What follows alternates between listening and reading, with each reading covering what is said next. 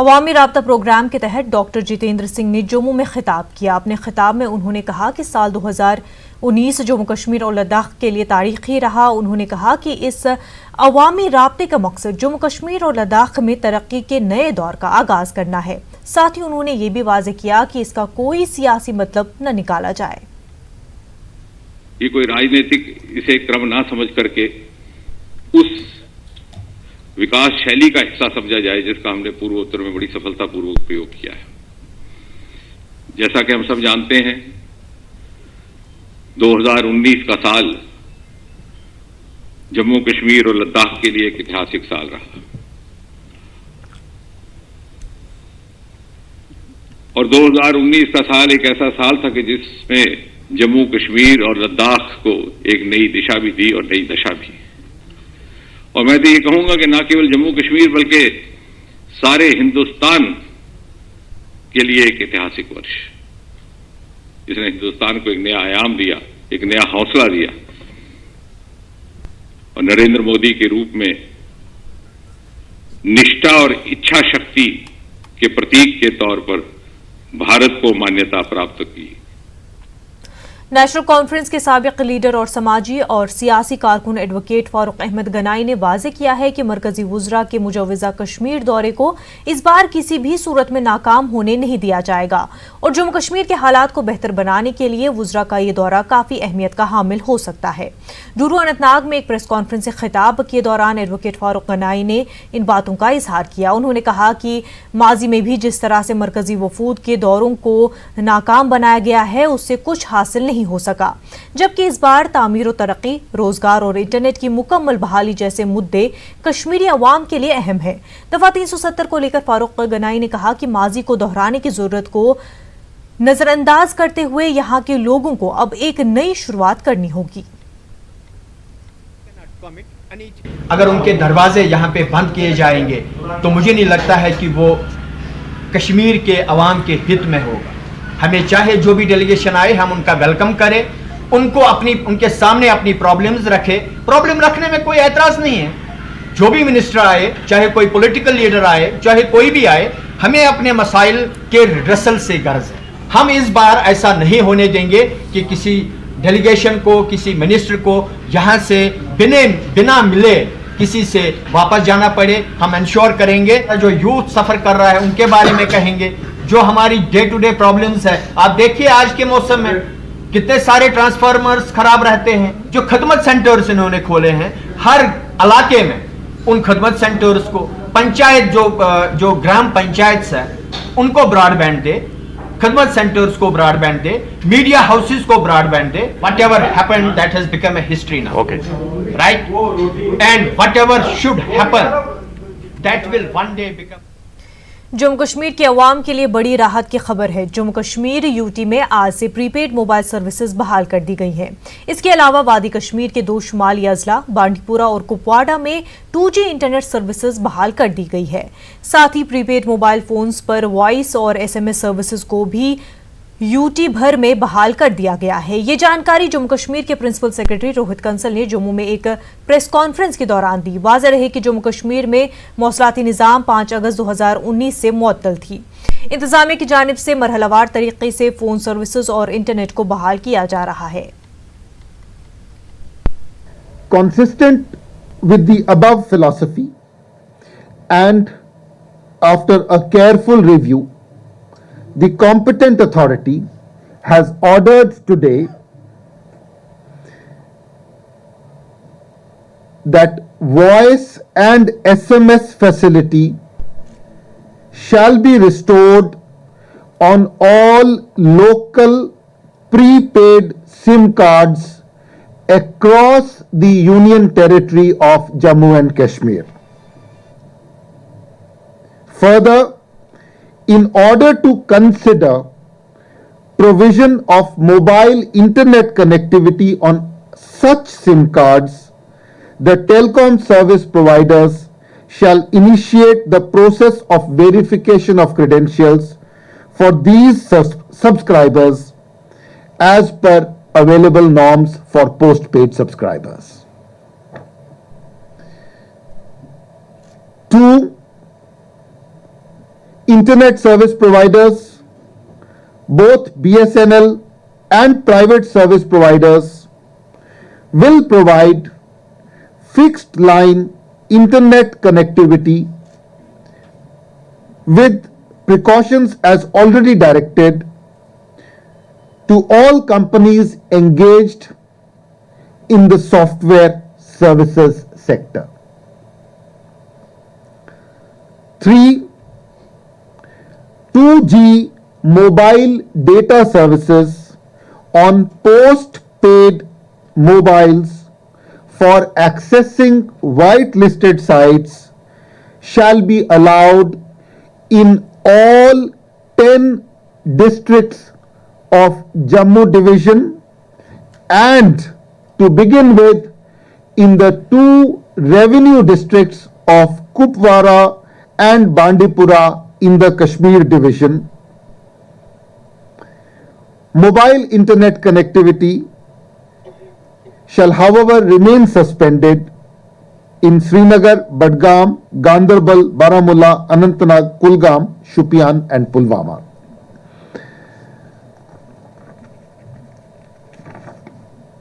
The telecom service providers are being issued instructions to operationalize the above directions immediately after providing for all the safeguards detailed in the order issued today by the competent authority. इस बीच prepaid mobile services को बहाल करने के इंतजामिया के फैसले का वादी कश्मीर में 4 जानिब से खैर मकदम किया जा रहा है। न्यूज़ 18 से बात करते हुए मकामी लोगों ने इसे अच्छा कदम करार दिया और इसे वक्त की ज़रूरत करार दिया। वहीं तलबा ने भी इस इक़दाम की सताइश की है। उन्होंने वादी भर में इंटरनेट बहाल करने की भी मांग की है। काबिल ज़िक्र यह है कि 5 अगस्त 2019 से यूटी में 40 लाख से ज़ायद प्रीपेड कनेक्शन को मुअत्तल कर दिया गया था। हमारे हिसाब से बहुत अच्छा कदम है, क्योंकि आप देख सकते हैं प्रीपेड की सहूलियत ना सहूलियत की होने से बहुत मुश्किलात हो रही है हमारे कश्मीर में। किसी कोई बेचारा गरीब है उसके पास पोस्टपेड नहीं हो सकती, तो प्रीपेड जो है अगर खुल ही जाए तो बहुत अच्छा होगा। जी बिल्कुल, बड़ा अच्छा कदम है सरकार का। हमारे लिए भी, स्टूडेंट्स के लिए भी बहुत अच्छा होगा और बहुत आसानी होगी हमारे लिए अगर खुल जाए तो। ये अच्छा है फैसला लिया है सरकार ने, क्योंकि यहाँ पर अगर देख सकते हैं, क्योंकि यहाँ पर बहुत सी प्रॉब्लम्स हो गई जब से यहाँ पर प्रीपेड और SMS बंद हो गए। अगर ये स्टार्ट हो गए तो यहाँ पर बहुत सी सहूलियत बनेगी, स्पेशली फॉर स्टूडेंट्स, क्योंकि स्टूडेंट्स आज फॉर्म नहीं, कुछ इंटरनेट भी यहाँ पर बंद है। एक्चुअली हमें ज़्यादा से ज़्यादा मांग है इंटरनेट की, क्योंकि आज हम फॉर्म की कोई डिमांड पहले, अब अगर कोई फॉर्म भरना चाहते हैं तो पहले हमें किसी को एक्स्ट्रा फीस देनी पड़ती है या फिर उसके बाद फिर भी लाइन में बैठना पड़ता है। जी बहुत गरीबों को भी मुश्किलात हुई है, अमीरों को भी, सब जो अमीर तबके से ताल्लुक़ रखते हैं उनको भी बहुत मुश्किलात होती है। जो स्पेशली गरीब तबके के जो लोग हैं उनको बहुत मुश्किलात हुई है, हो रही है, इस वक्त भी हो रही है। तो अगर सरकार ने बहुत ही अच्छा कदम उठाया है प्रीपेड को फिर से चालू करने का, तो वो बहुत ही बढ़िया कदम है। कुपवाड़ा जिले में दिही तरक्की महकमे में बड़े पैमाने पर खुर्द-बुर्द के मामलात का इंकशाफ हुआ है। फर्जी कामों पर 17,22,000 रुपए के खुर्द-बुर्द के एक महीने में 3 मामला सामने आए हैं। मजदूरों के बजाय मुलाजमीन ने रकूमात अपने अकाउंट में डाल दिए। महकमे में 1 महीने से खामोश है। लोगों ने महकमे पर माफिया के साथ साजबाज का इल्जाम लगाया है। जब यह मामला न्यूज़ 18 की नोटिस में आया तो मजदूरों और ठेकेदारों ने भी इस मामले में आला सतही तहकीकात का मुतालबा किया और सवाल किया है आखिर ये सरकारी चेक किस तरह से मोहम्मद मकबूल के हाथ लगे और वो किस तरह लुधियाना में रकम निकालने में कामयाब हो गया और महकमे को इसकी भनक तक नहीं लगी। उधर इस मामले को जब न्यूज़ 18 ने दिही तरक्की महकमे के जिला सरबराह के साथ उठाया तो उन्होंने यकीन दिलाया कि इन तीनों खुर्द-बुर्द के मामलों की बड़े पैमाने पर तहकीकात की जाएगी और मुलविस मुलाजमीन के खिलाफ सख्त कानूनी कार्रवाई की जाएगी और गरीबों को इंसाफ जरूर मिलेगा। ये मेरा 2.5 लाख की बिल थी, तो इसमें 1,11,600 और किसी वेंडर को दी। जो वेंडर मेरा था उसको नहीं डाले। एक वेज निकालने डिमांड एक डालने का 1,000 रुपया, वेज निकालने का 1,000 लेते हैं। हम परेशान करें, हम क्या करें? बच्चे घर में भूखे मर रहे हैं, ऐसे काम को क्या करें? यहाँ से कह रहे हैं नरेगा ये हो रहा है वो हो रहा है, लेकिन हमारा ये हो रहा है। 5-5 लाख रुपए एक बिल को निकाल लिया है। बिजनेस होना चाहिए बिल्कुल, हाँ नहीं तो पब्लिक मारेगी, खत्म हो गई, जमीन तक बिक जाएगी। घर तक बिक जाएंगे, क्या करेंगे। ये एसडी के दफ्तर में 4-5 महीने हो गए मैं रोज चलता हूँ, कोई सुनवाई नहीं सुन रहे थे। इशू आया था कि एमआई ऑपरेटर में कुछ अकाउंट कार्ड हो गया था थोड़ा बहुत, तो 4.5 लाख दूसरे अकाउंट में चले गए, जो हमने एक रात में ही रिकवर कर लिए थे हेल्प ऑफ बैंक। उसके बाद एक और कंप्लेंट आई कि कहीं पे पेमेंट हो गई है, लेकिन बात मौजूद नहीं है, कोई काम मौजूद नहीं है, पेमेंट हो गई है। उसमें भी हमने इमीडिएट कार्रवाई की, पैसा जो रिकवर कर लिया। और तीसरी परसों में अनफॉर्चुनेटली के 14 टैक्सी का जो पंचायत मेंटेन करती है अकाउंट, उसमें 17.5 लाख निकाले गए। वो असल में चेक मिसप्लेस हो गई थी सेक्रेटरी पंचायत से, तो किसी आदमी के हाथ लगी, उसने पैसे निकाल लिए। वो भी हमने एफआईआर बैंक को एफआईआर दिया है पुलिस स्टेशन में, तो उस पर कार्रवाई हो रही है, वो भी इंशाल्लाह। आपको नहीं लग रहा कि महकमे के जो एहलकार है वो इन लोगों के साथ माफिया के साथ मिले हैं, उनके खिलाफ क्यों कार्रवाई नहीं होगी? उनके खिलाफ भी कार्रवाई हो रही है। पहले एमआई ऑपरेटर थे वो 2 जिनको डिसबैंड कर दिया साहब ने, और सेक्रेटरी पंचायत जो भी इसमें इन्वॉल्व है उसके खिलाफ कार्रवाई पक्की हो। हमारे पास चेक का इस वक्त सिस्टम है ही नहीं कहीं पे, किसी ब्लॉक में भी नहीं, क्योंकि ये जो फ्रॉड हो चुकी है ये 14 टैक्स में हो चुकी है।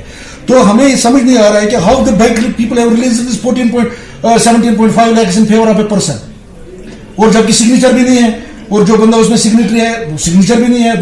दूसरी ये बात है कि चेक की सिस्टम ही नहीं है इस वक्त हमारे इस रूरल डेवलपमेंट में। हमारा जो भी पैसा था इधर EMFS थ्रू और PMFS के थ्रू जा रहा है।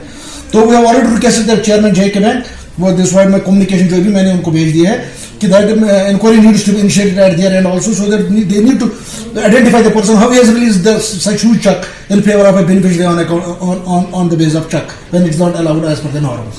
This fraud has some roots in the bank also, which also needs to be located. क्योंकि 52 अकाउंट्स में से रातों रात कैसे पैसा एक अकाउंट में ट्रांसफर हो गया है, this also needs to be seen. क्योंकि बैंक वाले भी उस पर इंक्वायरी कर रहे हैं, they we have already identified the person and they will also identify the person, तो उनके खिलाफ भी कार्रवाई की जाए। We have already initiated the action against our concern, उसको हमने ऑलरेडी डिसएंगेज किया है। अभी बंदे हैं, we are going to shift them immediately. I have taken up the matter with the DPO, तो मैंने उसको कह दिया है कि just give me the names of the officers जितने भी वहां पे हैं, तो with in 2 days will be transferring them all the officers from that block. बर्खास्त DSP देवेंद्र सिंह मामले में बड़ा इंकिशाफ हुआ है। 2005 में कुछ मुश्तबा दहशतगर्दों ने देवेंद्र सिंह के साथ जुड़े कुछ राज फाश किए थे। देवेंद्र सिंह का दहशतगर्दों से कनेक्शन सामने आ रहे हैं। दिल्ली में गिरफ्तार कई मिलिटेंटों ने देवेंद्र सिंह का नाम लिया था। इस बीच IB की टीम देवेंद्र सिंह के बारे में तफ्तीश में मसरूफ है। पूछताछ के लिए देवेंद्र सिंह को दिल्ली लाया जाएगा। जम्मू कश्मीर से गिरफ्तार हुए निलंबित DSP देवेंद्र सिंह मामले की जांच अब औपचारिक तौर पे NIA ने ले लिया है। इस मामले में FIR रजिस्टर्ड कर लिया है। अब उसे जल्द ही दिल्ली लाया जाएगा और दिल्ली लाकर पूछताछ की जाएगी। उससे बाकायदा IB और रॉ की भी टीम बाकायदा पूछताछ कर चुकी है और IB को पूछताछ के दौरान कई महत्वपूर्ण जानकारी मिली। और एक जानकारी ऐसी मिली है कि साल 2005 में भी देवेंद्र सिंह का नाम कुछ संदिग्ध आतंकियों के साथ जुड़ा था और ये मामला उस वक्त में आया था जब दिल्ली में 7 संदिग्ध आतंकियों की गिरफ्तारी हुई थी। इस वक्त में मैं आपको कुछ दस्तावेज दिखाना चाहूँगा जो काफ़ी महत्वपूर्ण है और ये दस्तावेज हैं देवेंद्र सिंह से जुड़ा हुआ। देवेंद्र सिंह का नाम से एक जो आप लेटर है बाकायदा वो आप देख सकते हैं जो गुलाम मोइनुद्दीन डार के खिलाफ उसके लिए बाकायदा लिखा गया था और उसको एक अपना लेटर भेज करके इसमें देख सकते हैं इसमें लिखा हुआ है कि पिस्टल और वायरलेस सेट उसको ले जाने की इजाज़त दी जाए और इसके साथ ही तमाम फोर्सों से भी अपील की गई थी कि उसे बिना कोई वेरिफिकेशन के आगे जाने दिया जाए। अब कहानी यहीं से शुरू होती है। ये गुलाम मोइनुद्दीन डार कौन है उसके बारे में मैं बताता हूँ। ये आप देख सकते हैं हमारे साथ में एक केस रजिस्टर्ड हुआ था। एक केस रजिस्टर्ड हुआ था जो सेंट्रल इंटेलिजेंस एजेंसी MI के द्वारा एक इनपुट दिया गया था। उसके बाद दिल्ली पुलिस ने 7 लोगों को गिरफ्तार किया गया था। इसमें से एक थे हाजी गुलाम मोइनुद्दीन डार। ये वही आदमी है जो जिसका कहा जा रहा था उस वक्त में कि उसका आतंकी संगठन हिजबुल के साथ में वास्ता है। उसके बाद उसकी गिरफ्तारी हुई थी। उसके बाद कई और जो संदिग्ध आतंकी थे उसके पास से AK-47 समेत कई हथियार मिले थे। इसके साथ ही यह पूरा डॉक्यूमेंट देख सकते हैं और ये FIR का डिटेल है। और इसके साथ ही आपको मैं दिखाना चाहूँगा कि जो तमाम जो लोगों की गिरफ्तारी हुई थी ये उसके नाम हैं साकिब रहमान, मसूद, वसीर अहमद और इसी में कई ऐसे लोगों की हाजी गुलाम मोइनुद्दीन ये आप देख सकते हैं जो 4था नंबर है। इसके साथ ही इससे जुड़े हुए तमाम जो एलिगेशंस हैं वो देख सकते हैं। तो इस मामले पर जो सबसे बड़ी बात निकल के सामने आ रही है कि जो दस्तावेज है जो सबसे महत्वपूर्ण दस्तावेज ये बताया जा रहा है ये दस्तावेज का वास्ता जो बताया जा रहा है कि जिस तरह से एक संदिग्ध आतंकी को उन्होंने एक खत लिख करके एक बकायदा उसे कहीं भी अपने आर्म्स और इसके साथ ही अपने वायरलेस सेट ले जाने की इजाज़त दी गई थी, वो कहाँ तक सही था। ये वायरलेस सेट, जबकि ये प्राइवेट आदमी है, प्राइवेट आदमी पे को वायरलेस सेट ले जाने की और पिस्टल ले जाने की इजाज़त उस वक्त में दिया गया था।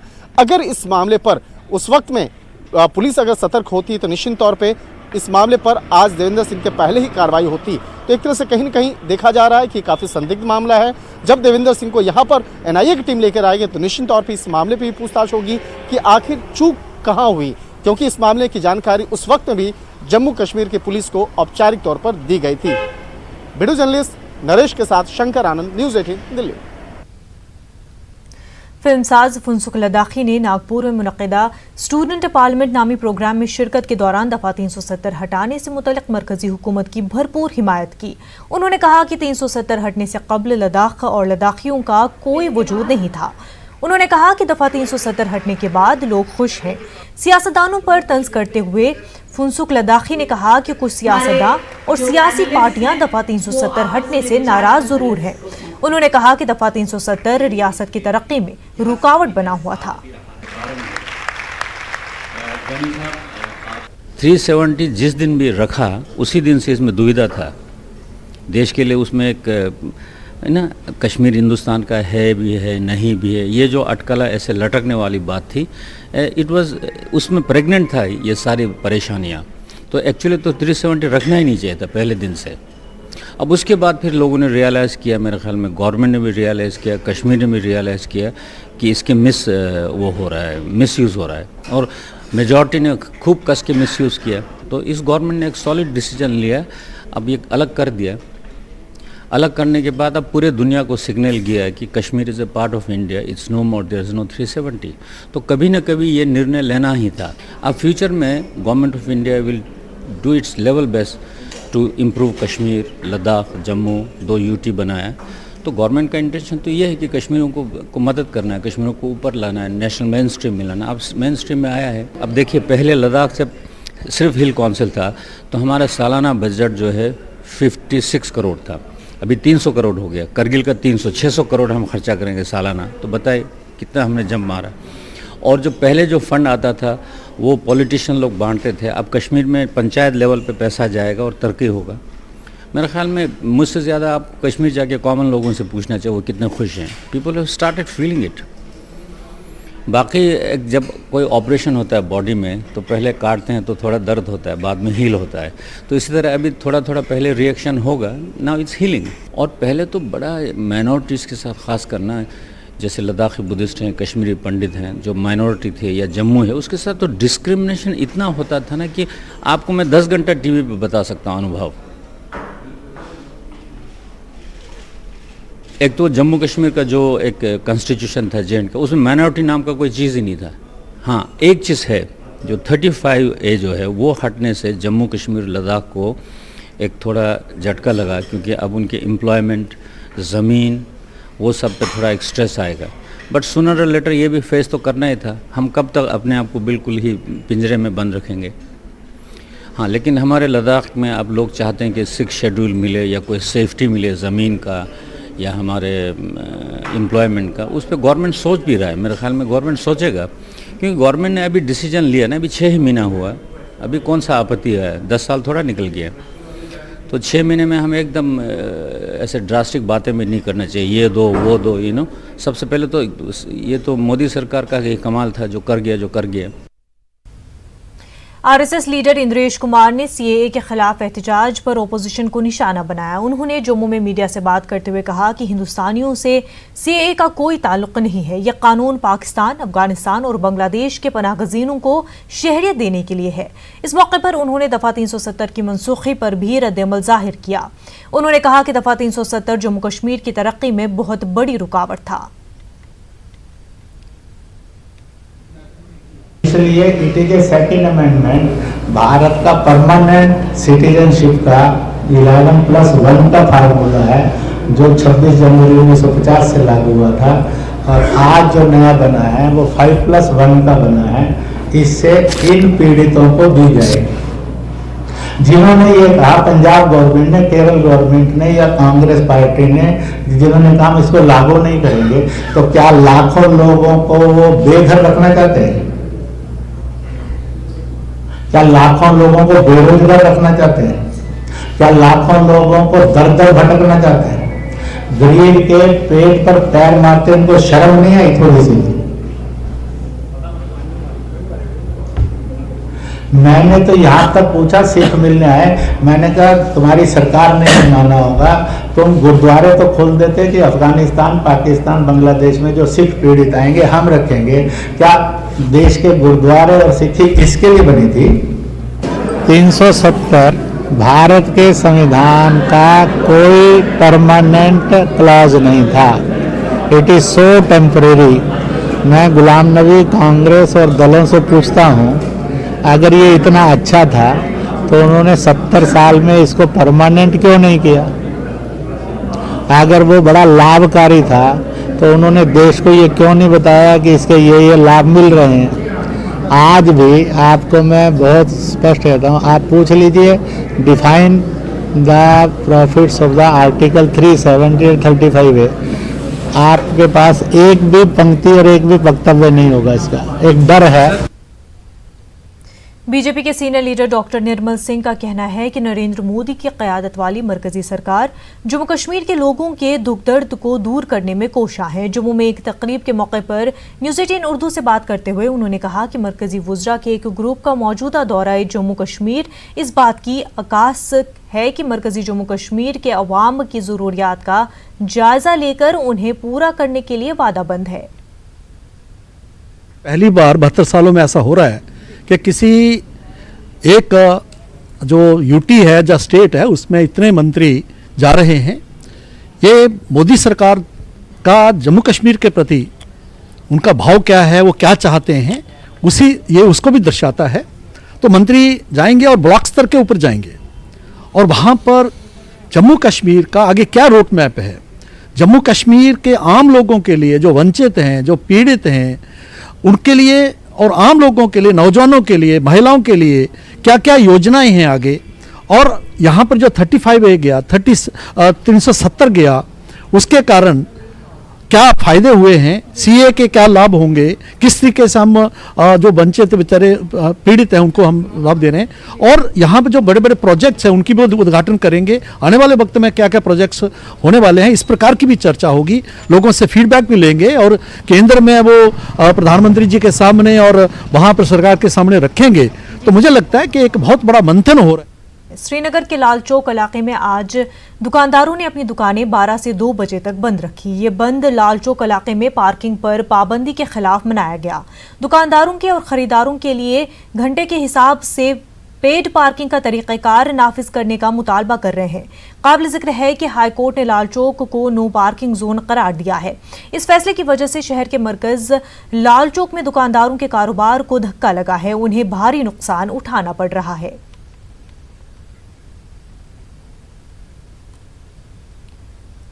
मिलिटेंटों ने कश्मीरी पंडितों को 90 की दहाई में वादी छोड़ने पर मजबूर कर दिया था। हर साल 19 जनवरी को माइग्रेंट डे के तौर पर मनाया जाता है। वहीं इस दौरान माइग्रेशन डे से एक रोज कबल जहां एक जानिब माइग्रेंट कश्मीरी पंडित कश्मीर से अपनी वालहाना वाबस्तगी का इजहार कर रहे हैं और कह रहे हैं हम कश्मीर वापस आएंगे और यही आखिरी सांस लेंगे। ये मामला ट्विटर पर हैशटैग हम वापस आएंगे के नाम से ट्रेंड कर रहा है।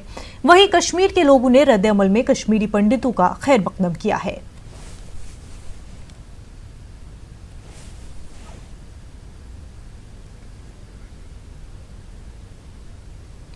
इंटरनेट मुकम्मल तौर पर बहाल न होने की वजह से श्रीनगर के कुतुबखानों में आने वाले तलबा की तादाद में खासा इजाफा हो गया है। सिविल सर्विसेज इम्तहानात की तैयारी कर रहे तलबा मुताला करने के मकसद से आजकल मकामी लाइब्रेरियों का रुख कर रहे हैं। ताहम लाइब्रेरी के औकात तलबा के लिए नाकाफी हैं। पेश है हमारे चीफ रिपोर्टर परवेज भट्ट की रिपोर्ट।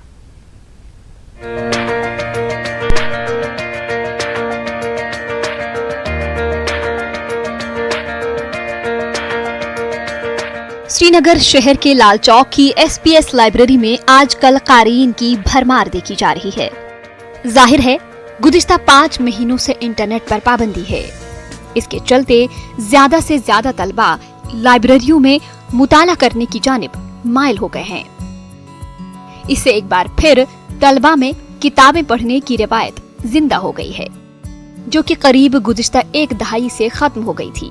भारी तादाद में मकामी लोग अपने दिमाग को ग़िज़ायत बख्शने की गर्ज से SPS लाइब्रेरी में मौजूद हजारों किताबों का मुताला करने आते हैं। क़ारीन में अक्सर तादाद सिविल सर्विसेज और दीगर मुकाबला जाती इम्तिहानात के लिए तैयारियां करने वाले तलबा हैं।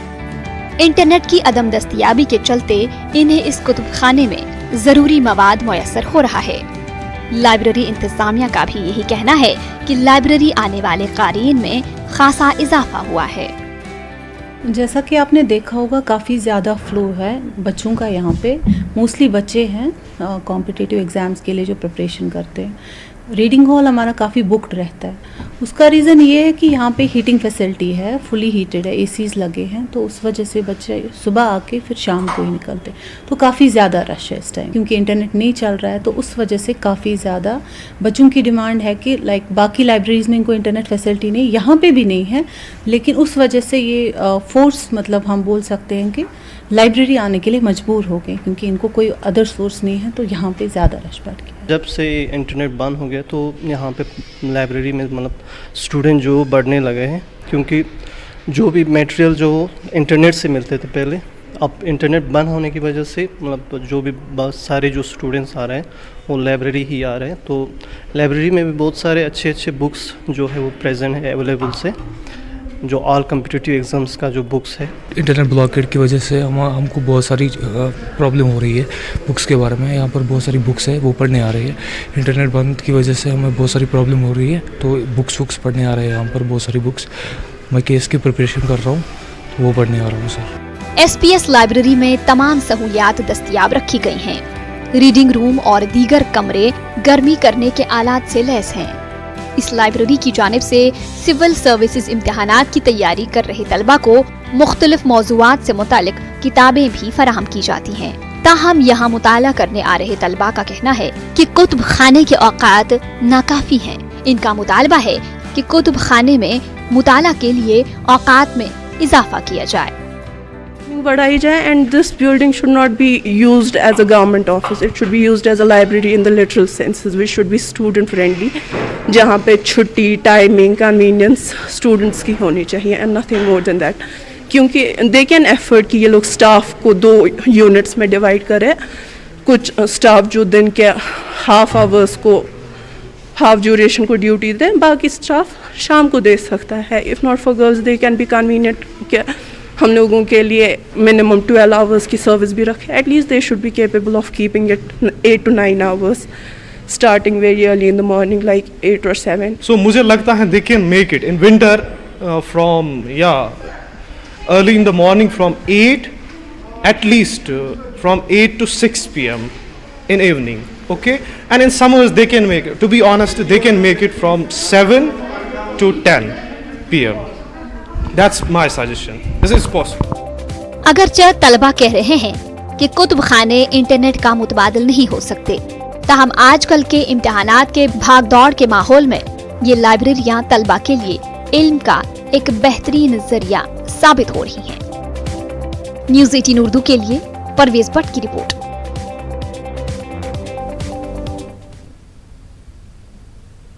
अनंतनाग जिला समेत कश्मीर के दीगर इलाकों में इंटरनेट की पाबंदी का शाखसाना बुरी तरह से यहाँ के तालिबे इल्मों पर नुमाया हो रहा है। तलबा के लिए सरकार की जानिब से मुख्तस स्कॉलरशिप स्कीम भी काफ़ी मुतासर हो रही है, क्योंकि एक कम अरसे के दौरान तालिबे इल्म ऑनलाइन स्कॉलरशिप दरख्वास्तें जमा कराने से कासिर है, जिसकी वजह से वो निजी दुकानदारों और इंटरनेट कैफ़े का रुख करने के लिए मजबूर है। आया हूँ तहसीलदार डूरू, तहसील ऑफिस डूरू। तो मैं ये बनाने आया था इनकम सर्टिफिकेट। तो मैं जब यहाँ पे गया कंप्यूटर वाले के पास, तो उसने बोला क्या करना है, तो मैंने वहाँ पे बोला मुझे फाइल दो, मुझे इनकम सर्टिफिकेट बनानी है। तो उसने बोला दो मुझे 500, मैं बना के दूंगा। तो फिर आज 5 दिन हो गए, तो मैं उसको रोज़ जाता हूँ, मुझे 100 रुपये किराया लगता है यहाँ आने के लिए। तो मैं 4 दिन से कंटिन्यू आ रहा हूँ वहाँ पे। तो उसने बोला आज नहीं कल आ जाओ, आज नहीं कल आ जाओ। अभी तक उसने नहीं बनाई है इनकम सर्टिफिकेट। लेकिन इंटरनेट के 400 काउंटर्स खाली यहाँ की करोड़ों आबादी के लिए काफ़ी नहीं हो सकते। अभी आप देखिए बानीहाल में ब्रॉडबैंड चल रहा है, जो बानीहाल के नज़दीक तहसीलें, चाहे वो वेरीनाग है, डूरू है, कोकरनाग है या काजीगुंड की बात की जाए, वहाँ पे एजेंट्स ने हाहाकार मचाई है, लूट चल रही है। क्योंकि वहाँ पे जो एजेंट्स हैं वो बच्चों से 250 रुपये फ़ीस ले रहे हैं ऑनलाइन करवाने के लिए, जिसमें 5 मिनट भी नहीं लगते हैं ऑनलाइन करने के लिए।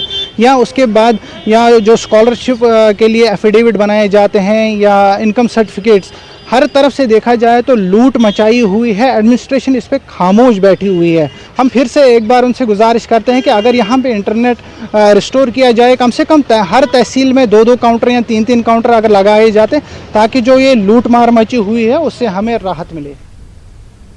सब डिवीजन रामसू के इलाके नील हरावाड़ी में 2 पड़ोसियों के दरमियान हुए घरेलू जमीनी झगड़े में एक शख्स की मौत वाक़ हो गई।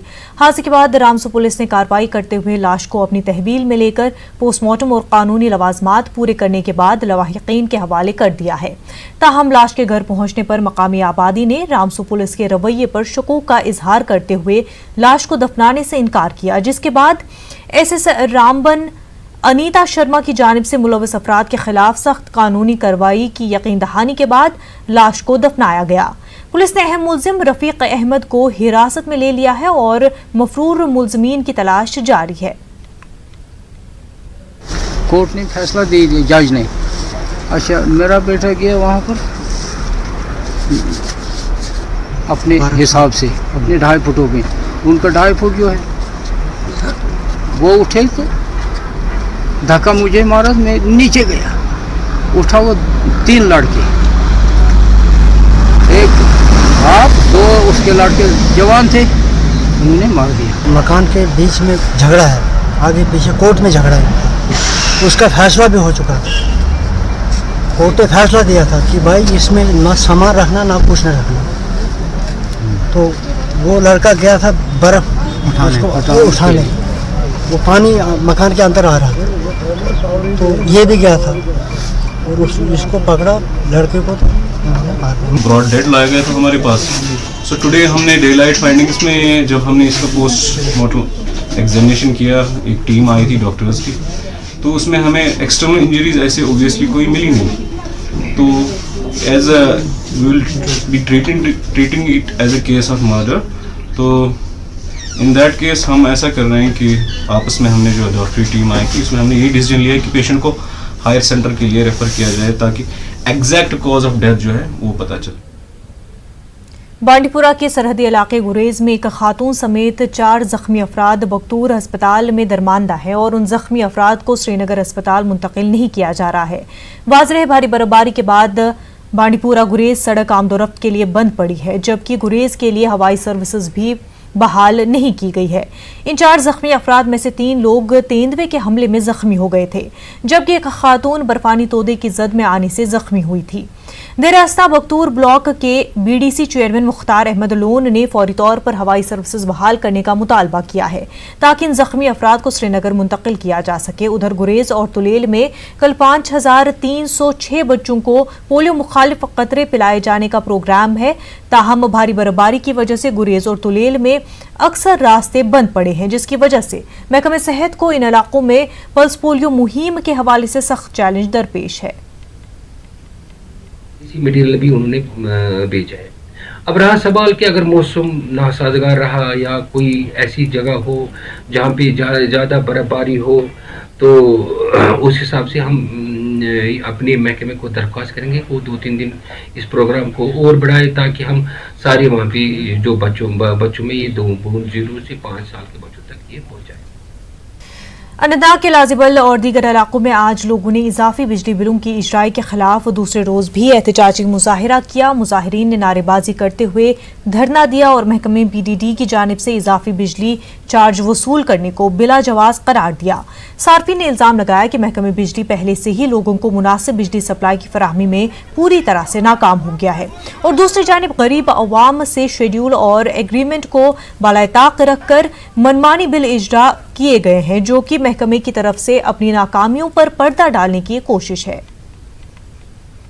पहले 3 महीने में 1500 रुपये का बिल आया है, तो अभी ये महीने का 1500 रुपया। अगर इन लोगों को कोई चोर का कनेक्शन लग रहा है तो उसको उठाए, अगर गैर कानूनी कोई कनेक्शन है उसको भी पकड़ ले। ये लोग रिश्वत खाते हैं। अभी मैं 1 महीने में 3,000 रुपया कमाता हूँ, मैं बिल भरूँ या अपने परिवार को चलाऊं। हमारे साथ इंसाफ किया जाए। हम डीसी से यही अपील करते हैं कि वो यहाँ आए और हमारा मसला हल करे। इनका कहना है कि 200 यूनिट होना चाहिए तो तब नॉर्मल बिल आएगा, मगर नॉर्मल बिल तभी आएगा जब लाइट रहेगा। मेरे पास 200 यूनिट का बिल है, मेरे पास भी वही 1500। महकमे इतलात और राब्ता आमा की कल्चरल विंग और डिस्ट्रिक्ट इंफॉर्मेशन सेंटर अनंतनाग के इश्तराक से बॉयज़ डिग्री कॉलेज अनंतनाग में एक वैरायटी प्रोग्राम का एहतमाम हुआ। इस मौके पर डीसी अनंतनाग खालिद जहांगीर समेत दीगर फनकारों और जिंदगी के मुख्तलिफ शोबे हयात से ताल्लुक़ रखने वाले अफराद ने शिरकत की। प्रोग्राम में मुशायरे के अलावा दीगर सकाफती और तमद्दुनी प्रोग्राम पेश किए गए। इन प्रोग्रामों के जरिए आम शहरियों तक समाज की बेहतर तामीर के लिए उनके हुकूक और फ़राइज़ के बारे में आगाही दी गई, जबकि आईन हिंद के तहत शहरियों को हासिल हुकूक के बारे में भी हाज़रीन को आगाह किया गया। हमारे कश्मीर में कई बरसों से तफरीहाती प्रोग्रामों का तफरीह का बहुत फुकदान है, बहुत कमी है। और डिपार्टमेंट ऑफ इंफॉर्मेशन और पब्लिक रिलेशंस की जो कल्चरल विंग है, हमने एक इनिशिएटिव लिया कि हम हर ज़िले में कल्चरल प्रोग्राम्स का इनेकाद करें। और इसके साथ में इसका एक मकसद ये भी है कि जो हमारे शहरी बुनियादी फ़राइज़ हैं उनकी बेदारी के लिए एक मुहिम चलाई जाए। और जो हमारे फ़नकार हजरात आते हैं, चाहे मौसीकी के ज़रिए या अपनी अदाकारी के ज़रिए, वो पब्लिक में, आम लोगों में अपने शहरी होने का एक मफ़हूम देते हैं और उनको बेदार करते हैं कि वो अपने फ़राइज़ जो हैं समाज के तहत वो कैसे अदा की जा सके। और दूसरा मकसद इसका ये है कि जो हमारे नव आमोज़ अदीब और शायर हैं या फनकार हैं उनको एक मौका दिया जाए। ये शोबे तमद्दुन की एक पहल है। ताकि अनंतनाग के अछबल में महकमे ज़राअत की जानिब से एक बेदारी कैंप कम फॉर्म मशीनरी डिस्ट्रीब्यूशन कैंप का इनकाद किया गया। जिला तरक्याती कमीशनर अनंतनाग खालिद जहांगीर की जानिब से मुनक्किदा इस प्रोग्राम में अछबल सब डिवीजन के कई तरक्की पसंद काश्तकारों ने शिरकत की। इस मौके पर डीसी ने कहा कि इस कैंप का मकसद किसानों को जदीद तर्ज के तरीक़ेकार से वाकिफ कराना है ताकि उनकी पैदावार में इजाफा किया जा सके। चीफ एग्रीकल्चर अफसर अनंतनाग मोहम्मद इकबाल खान और कई दीगर अफसरान इस मौके पर मौजूद थे। यौम जमहूरिया की तकरीब मनाने के हवाले से टाउन हॉल टंगमर्ग में तहसीलदार टंगमर्ग की सरबराही में एक मीटिंग मुनक्किद हुई। मीटिंग में सब डिवीजन गुलमर्ग के तमाम महकमों के आला अफसरान ने शिरकत की। मीटिंग में यौम जमहूरिया की तकरीब अहसन तरीके से मनाने पर तबादला ख्याल किया गया। ने जायज़ा लिया जो रिपब्लिक डे सेलिब्रेशन की तैयारी यहाँ उसका जायज़ा लिया और it was a sort of a preparatory meeting for Republic day celebration on 26 जनवरी। साथ ही साथ इसमें हमने जो वोटर्स डे जो हमारा सेलिब्रेट होता है 25 जनवरी को, उसका भी ये प्रिपरेशन का जायज़ा लिया। और वे ऑलरेडी हमने सारी इंतज़ामिया कर दी। इंशाल्लाह it will be celebrated with full फरवर। ICDS महकमे की जानिब से आज जिला पुलवामा के काकापुरा इलाके में बेटी बचाओ बेटी पढ़ाओ के सिलसिले में एक रोज़ा जानकारी प्रोग्राम का एहतमाम किया गया। इस एक रोज़ा जानकारी प्रोग्राम में BDC काकापुरा उमर जान मेहमान खुसूसी थे। जानकारी प्रोग्राम में समाज में बेटी की अहमियत को उजागर किया गया। रोड सेफ्टी हफ्ता प्रोग्राम के अख्ताम पर आज जिला पुलवामा के DC ऑफिस में एक तकरीब मुनक्किद हुई। DC पुलवामा डॉक्टर राघु लांगर की सरबराही में मुनक्किद हुई इस तकरीब में इस हफ्ते के दौरान RTO पुलवामा की जानिब से मुनक्किद की गई तकरीबात में बेहतर कारकर्दगी दिखाने वाले तलबा और दीगर अफराद को एजाज़ात से नवाजा गया। महकमे यूथ सर्विसेज एंड स्पोर्ट्स की जानिब से पुलवामा में चेस और कैरम के मुकाबले मुनक्किद हुए। डिग्री कॉलेज पुलवामा में मुनक्किद किए गए इन मुकाबलों का इफ्तिताह आज जिला तरक्याती कमिश्नर पुलवामा डॉक्टर राघु लांगर ने किया। इन मुकाबलों में जिला पुलवामा के 11 ब्लॉकों और सभी पंचायत हल्कों के खिलाड़ियों ने शिरकत की। इस मौके पर फातह खिलाड़ियों में इनामात भी तकसीम किए गए। काउसा खालसा नाराबल से नौपुरा और माजहामा जाने वाली राब्ते सड़क पर अब तक बर्फ नहीं हटाई गई है। काउसा और दीगर राहगीरों को चलने फिरने में काफ़ी दिक्कतें पेश आ रही हैं। काउसा के लोगों का कहना है कि उन्होंने इन दिनों कई मरतबा मुतल्लिका महकमे के आला अफसरान के सामने फरियाद की, लेकिन कोई नहीं सुनी गई। डिप्टी कमिश्नर किश्तवाड़ अंग्रेज सिंह राणा और एसएसपी किश्तवाड़ डॉक्टर हरमीत सिंह ने 15 तलबा का एक ग्रुप को हरी झंडी दिखाकर भारत दर्शन टूर पर रवाना किया है। इस मौके पर सीआरपीएफ की 52 बटालियन के कई आला अफसरान मौजूद थे। 15 तलबा का ताल्लुक जिले के मुख्तलिफ इलाकों से है। इस टूर का एहतमाम सिविक एक्शन प्रोग्राम के तहत किया गया है। मैं सीआरपीएफ 52 BN का शुक्रिया करना चाहता हूँ कि उन्होंने हमको भारत दर्शन टूर के लिए आमंत्रित किया है। मैं सीआरपीएफ का बहुत बहुत शुक्रिया अदा करता हूँ जिन्होंने हमें टूर पे भेजा है। प्रार्थना करते हैं कि हर साल गरीब बच्चों को मौका दिया जाए टूर पर जाने के लिए, ताकि गरीब बच्चे भी ये देख सके कि हमारा हिंदुस्तान कितना बड़ा और हमारे हिंदुस्तान में क्या क्या होता है। जो है 15 बच्चों को रवाना किया है। ये यहाँ से कलकत्ता जाएंगे और 6 दिन का ये टूर होगा, जहाँ पे ये कई तरह के हिस्टोरिकल प्लेस और एजुकेशनल और साथ ही साथ वहाँ के जो लोकल लोग हैं, जो प्रोग्रेसिव लोग हैं, उनसे भी इनका इंटरेक्शन कराया जाएगा। श्रीनगर में directorate of health services Kashmir की जानिब से नेशनल टोबैको कंट्रोल प्रोग्राम के तहत मीडिया सैनिटाइजेशन वर्कशॉप का इनेकाद किया गया। इसका मकसद जम्मू कश्मीर में अवामी मकामात पर सिगरेट नोशी को कम करने में महकमे की हुसूलियाबियों से मीडिया को वाकिफ कराना था। इस मौके पर कहा गया है कि महकमे जम्मू कश्मीर में मजीद बेदारी फैलाने के लिए कई प्रोग्रामों के इनेकाद का मनसूबा रखता है। ये कहा गया कि जम्मू कश्मीर में लगभग 23% आबादी सिगरेट और तंबाकू नोशी की आदी है। येलो लाइन कैंपेन है वो हमने स्टार्ट करी है, डिस्ट्रिक्ट बडगाम से वी हैव स्टार्टेड, और बाकी डिस्ट्रिक्ट्स में अभी ये प्रोग्राम इम्प्लीमेंट नहीं हुआ है, but our paper work is ready, DPRs are ready, we are trying to implement it all the districts of Kashmir divisions. So अभी आप बडगाम की बात करेंगे तो we have already started the campaign there. हम येलो लाइन्स बनाएंगे 100 yards from the educational institutions, उसमें कोई भी इंसान सिगरेट नहीं पी सकेगा, चाहे वो 18 ईयर्स से ऊपर हो या 18 ईयर्स से कम हो। और जितने भी वेंडर्स होंगे अगर वो वहाँ देखे जाएंगे तो उनको हम चालानिंग करेंगे। We have already issues challan books for that and they will be like there will be a fine will be imposed for them. आया एक साल में आपने देखा कि स्मोकिंग का जो हमारा बॉडी में कुछ अबाउट 6% कम हो गया है as compare to the earlier figures. और यहाँ पे च्यूइंग टबैको को उतना इफेक्ट है नहीं, तो स्मोकिंग में काफ़ी इफेक्ट हुआ है। इसमें 2 चीज़ें बहुत इंपॉर्टेंट है। एक आईसी एक्टिविटीज़ हमारी बहुत इंपॉर्टेंट है, लोगों को अवेयर करना है इसके बारे में, जनरल पब्लिक को हमको बहुत अवेयर करना है about the bad effects of tobacco smoking and all this tobacco use. और नंबर 2 जो है हमको लोगों को अवेयर करना है about the act, what act जो है अवेयर करना है, जो क्लॉजेज हैं इस एक्ट के, उसके तहत जो हम किसी का भी जो उसके अगेंस्ट जा रहा है उसका चलान कर सकते। आर्मी ने शहीद नायक पुरुषोत्तम कुमार को खराज अकीदत पेश किया है। शहीद पुरुषोत्तम लाइन ऑफ कंट्रोल पर गश्ती पार्टी का हिस्सा थे और ड्यूटी के दौरान कई जवानों समेत बर्फानी तोदे की जद में आ गए थे। इसके बाद पुरुषोत्तम को जख्मी हालत में अस्पताल मुंतकिल किया गया था, ताहम वो जख्मों की ताब न ला सके।